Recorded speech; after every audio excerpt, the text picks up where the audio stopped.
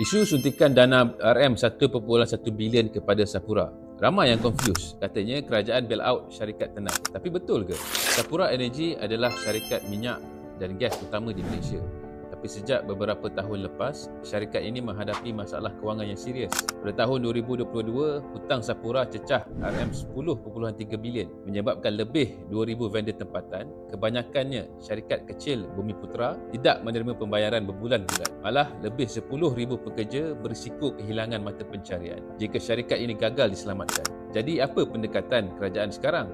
Adakah ini bail out macam yang didakwa pembangkang? Jawapannya, tidak. Kerajaan Madani telah mengumumkan suntikan RM1.1 bilion, tapi ini bukanlah duit percuma dan bukanlah bail out tanpa sebarang syarat. Yang pertama, dana ini digunakan untuk membayar hutang kepada vendor kecil, bukan untuk menyelamatkan pemegang saham lama atau bekas pengurusan. Duit ini akan terus masuk kepada kontraktor kecil dan juga pekerja tempatan. Yang kedua, pengurusan lama telah pun dibersihkan. Ini bukanlah macam bail out biasa di mana syarikat yang gagal tetap diberi dana tanpa perubahan. Sekarang Sapura dikendalikan oleh pasukan baharu dengan pendekatan yang lebih profesional. Yang ketiga, kerajaan membuat audit forensik dan due diligence sebelum menyuntik dana ini. Anwar Ibrahim sendiri menekankan ketulusan sebelum bantuan ini diberikan. Dan yang keempat, suntikan ini bukanlah sekadar pemberian percuma, tapi pelaburan yang boleh ditebus semula. Jadi bila Sapura kembali untung, kerajaan boleh dapat balik duit tersebut. Tapi ada pembangkang yang spin cerita kononnya Anwar U-turn sebab dulu dialah yang bantah bail out Sapura. Cuba kita faham konteks ni sekarang.